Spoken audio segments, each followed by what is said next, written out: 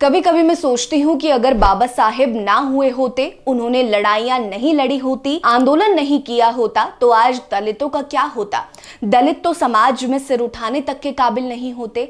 दलितों से जुड़े कई ऐसे पुराने किस्से हैं जिन्हें पढ़ते ही आत्मा तड़पने लगती है, हाथ फड़कने लगते हैं और प्रतिशोध की अग्नि प्रज्वलित हो उठती है। आज की कहानी पहली दलित हीरोइन की है जिसे पर्दे पर देखते ही मनुवादी पागल हो गए थे, थिएटर को फूंक दिया था, उन्हें मारने की कोशिश की थी, यहां तक कि उस अभिनेत्री का घर तक फूंक दिया था। नमस्कार, मैं हूं आपके साथ रीटा और आप देख रहे हैं भीमसेना। आज की वीडियो में मैं आपको पहली दलित अभिनेत्री पीके रोजी से जुड़ी हर एक घटना के बारे में बताऊंगी जो आपकी रूह को झकझोर कर रख देगी। दलितों से जुड़ी और बहुजन समाज से जुड़ी ऐसी और कहानियां और वीडियो सुनने के लिए हमारे चैनल को जल्दी से सब्सक्राइब कर लीजिए। वीडियो पसंद आएगी तो लाइक कर लीजिएगा और कमेंट सेक्शन में अपनी राय जरूर दीजिएगा। कहानी शुरू करते हैं। 1903 में जब पीके रोजी का जन्म नंदकोड तिरुवनंतपुरम के एक गरीब दलित परिवार में हुआ, वही दलित और अछूत वर्ग जिसे तालाब, कुओं, मंदिरों में जाने की इजाजत नहीं थी। पिता बचपन में गुजरे तो रोजी ने घास बेचकर छोटी बहन और मां की जिम्मेदारी उठाई। दर दर भटक रहे परिवार को रिश्तेदार घर ले आए। परेशानियां काफी ज्यादा थी, लेकिन रोजी के सपने बड़े थे। रोजी के मन में हमेशा से कला के लिए विशिष्ट स्थान था। चाचा की मदद से रोजी ने कम उम्र में ही अभिनय और एक लोक नृत्य नाटक सीख लिया था, लेकिन समाज में ताने बढ़ते जा रहे थे। एक दलित लड़की आगे निकल रही थी, ये देखकर मनुवादियों के खून खौल रहे थे। समाज में ताने देकर रोजी को रोकने की तमाम कोशिशें की, यहाँ तक कि उनके दादाजी ने उन्हें घर से निकाल दिया, लेकिन फिर भी रोजी का सपना नहीं तोड़ पाए। इसी बीच 1928 में मलयाली सिनेमा की पहली फीचर फिल्म विगथा कुमारम बना रहे जेसी डेनियल ने रोजी के अभिनय के बारे में सुना। उन्होंने तुरंत ही रोजी से संपर्क किया और उनके एक्टिंग के गुण देखे। डेनियल ने इस मलयाली फिल्म में उन्हें हीरोइन बना दिया। इस फिल्म में रोजी ने एक उच्च जाति की महिला का रोल अदा किया था।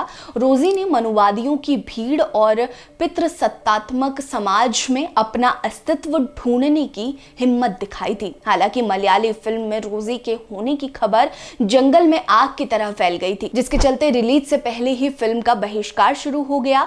लोगों ने ये तक कहा कि अगर वो फिल्म के विज्ञापन समारोह में भी नजर आई तो फिल्म का बहिष्कार कर दिया जाएगा। 1928 में ही कैपिटल थिएटर में जब रोजी की इस फिल्म की स्क्रीनिंग रखी गई, रोजी भी स्क्रीनिंग में पहुंची थी, लेकिन उन्हें देखते ही उच्च जाति के लोगों ने नारेबाजी शुरू कर दी। मनुवादियों ने यह कहा कि अगर रोजी दर्शकों के बीच बैठेंगी तो वे फिल्म की स्क्रीनिंग नहीं देखेंगे। हालांकि जैसे तैसे स्क्रीनिंग शुरू हुई, लेकिन स्क्रीनिंग शुरू होते ही मनुवादियों का चरित्र सामने आ गया। जैसे ही उन्हें पता चला कि रोजी ने फिल्म में एक उच्च जाति की महिला का किरदार निभाया है, तो मनुवादियों ने थिएटर में तोड़फोड़ मचाना शुरू कर दिया। इसके अलावा जैसे ही स्क्रीन पर हीरो रोजी के बालों में लगा फूल चूमता दिखा तो भीड़ ने स्क्रीन पर खूब पत्थर बरसाए।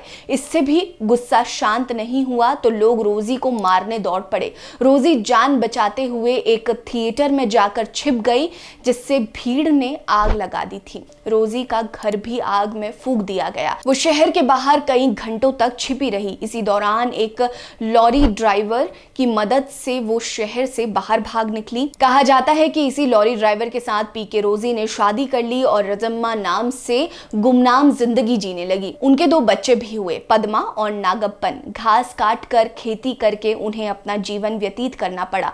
मनुवादियों की लगाई आग और जातिगत भेदभाव के कारण पीके रोजी सिनेमा से दूर हो गई। 1987 में उनका निधन हो गया, लेकिन इस महान अभिनेत्री को अभी भी दुनिया याद करती है। हाल ही में गूगल ने डूडल बनाकर इस अभिनेत्री को ट्रिब्यूट दिया था। आपको हमारी ये वीडियो कैसी लगी हमें जरूर बताइएगा और ये भी बताइएगा कि क्या आप इससे पहले रोजी की कहानी जानते थे या नहीं। बने रहिए हमारे साथ। नमस्कार।